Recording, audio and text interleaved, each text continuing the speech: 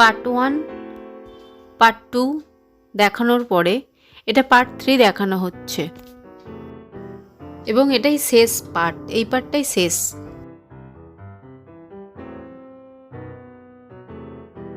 মাথার যে নাকটা লাগানো আছে ওই নাকটা ভালো করে আগে তুলো ভরে নিচ্ছে যাতে তুলোটা বেরিয়ে না যায়, তারপরে বাকি মাথার বাকি পোর্শনগুলো তুলো ভরবে।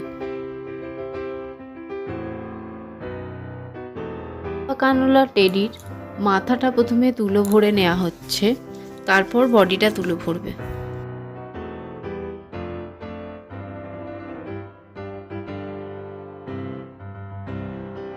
মাথাটা প্রায় শেষ হয়ে এসেছে তুলো ভরা, আর অল্প হলেই তুলো ভরা শেষ হয়ে যাবে।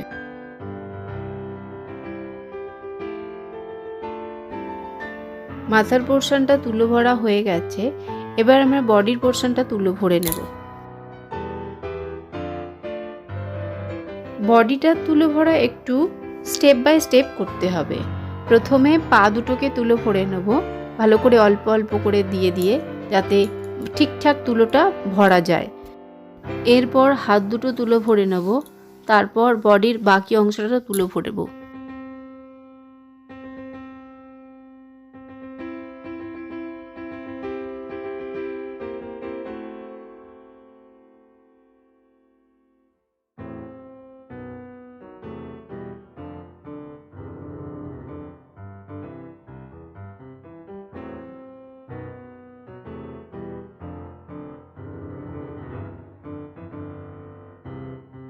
আমি যখন শেখাচ্ছিলাম তখন এই ভিডিওটা তোলা, এই ভিডিওটা অন্য একটা টেডি বানাচ্ছে।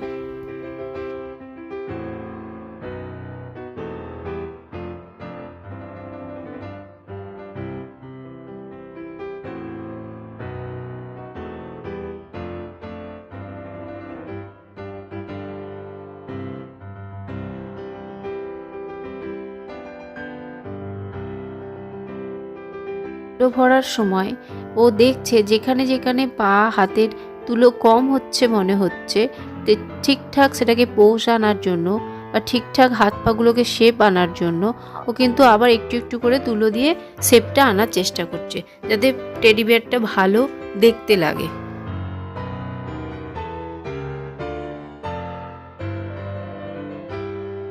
তুলো ভরা কমপ্লিট হয়ে গেছে। এবার এটাকে তুলোটা যাতে বেরিয়ে না যায় সেই জন্য সুতো দিয়ে ছুঁচ দিয়ে এদিক ওদিক করে জিগজ্যাগ করে সেলাই করে দিচ্ছে। টেডির মাথাটা লাগিয়ে দেওয়ার জন্য প্রথমে সামনে পিছনে পয়েন্ট করে নিতে হবে।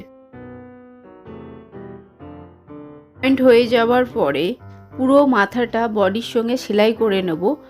বডিতে একটা মাথায় একটা বডিতে একটা মাথায় করে এরকম করে করে পুরো মাথাটা সেলাই করে নেব।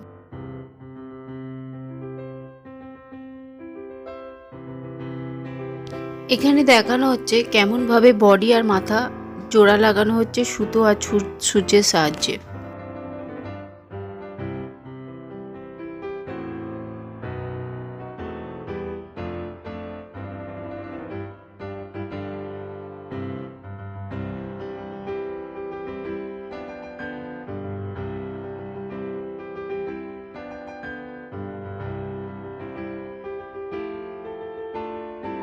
সেলাই করাটা প্রায় কমপ্লিট হয়ে গেছে, মানে সুতো দিয়ে সেলাই করাটা শেষ হয়ে গেছে। এই টেডিটা বানানো শেষ হয়ে গেছে। টেডি বানানোর ভিডিওটা যদি ভালো লেগে থাকে তাহলে লাইক করুন, শেয়ার করুন, সাবস্ক্রাইব করুন, কমেন্ট করুন যাতে আরও ভালো ভালো ভিডিও বানিয়ে আপনাদের জন্য আমরা ছাড়তে পারি এবং আপনারা বাড়িতে বসে শিখতে পারেন। এই টেডিটার এটাই শেষ পার্ট, অর্থাৎ লাস্ট পার্ট। ভিডিওটা দেখার জন্য সবাইকে অশেষ ধন্যবাদ। Thank you.